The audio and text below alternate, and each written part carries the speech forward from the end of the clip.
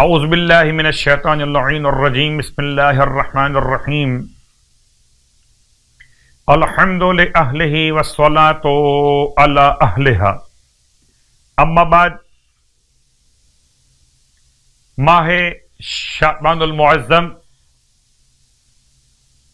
اس کے فضائل، اس کے اعمال، اس کی برکتیں اور رحمتیں، اور بالکل آخر میں اگر اب بھی انسان نے روزے نہ رکھے ہوں تو اسے چاہیے آخری 3 دن ماہ شعبان کے روزے رکھے اور اسے پھر ماہ مبارکہ رمضان سے ملا دے۔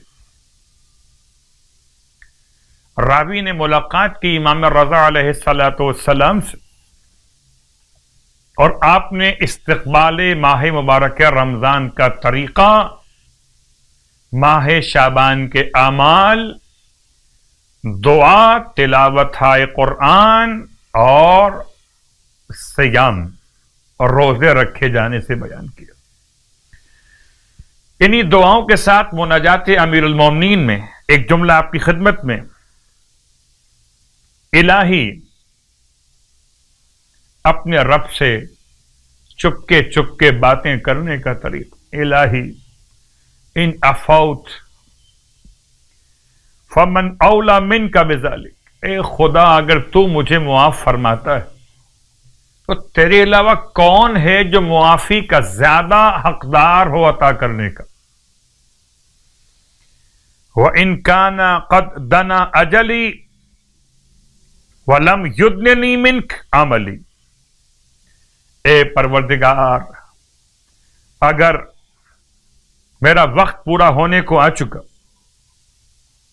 اور تیری بارگاہ میں میرا عمل مقبول نہیں ہو سکا تو پروردگار فقط جعلت الاقرار بالذنب الیک، تو میں اب تیری بارگاہ میں اپنے گناہوں کا اعتراف کرتا ہوں، وسیلتی، اور اسی اقرار کو اپنا وسیلہ قرار دیتا ہوں۔ اے خدا میری فریاد کو مقبول فرما۔ ماہ مبارک شعبان کی آج کی رات کی نماز سرکار ختمی مرتبہ صلی اللہ علیہ وآلہ وسلم ارشاد فرماتے ہیں، آج کی رات کی نماز 2 رکعت، یعنی کہ شب 27 ماہ شعبان 2 رکعت نماز پڑھی جائے گی آج کی رات میں۔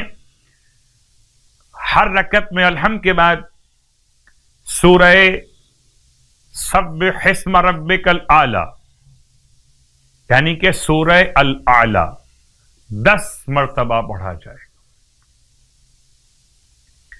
خداوند عالم اس نماز کی برکت سے نماز پڑھنے والے کے لیے 1 ملین نیکیاں،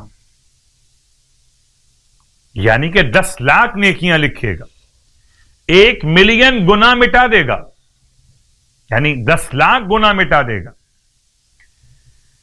اور پروردگار اسے 1 ملین سے بھی زیادہ درجات اس کے بلند فرمائے گا۔ اللہ اکبر۔ اور اس کے لیے اس کے سر پر نور کے تاج کو رکھنے کے لیے فراہم فرمائے گا۔ سر پہ نور کا تاج ہوگا، درجے 10 لاکھ سے زیادہ بلند ہوں گے، نیکیاں 10 لاکھ ہوں گی، اور 10 لاکھ گناہ بخش دیے جائیں گے۔ گویا آج کی نماز ہمیں بنائے گی روز قیامت کا ملینر، اگر بننا چاہتے ہیں۔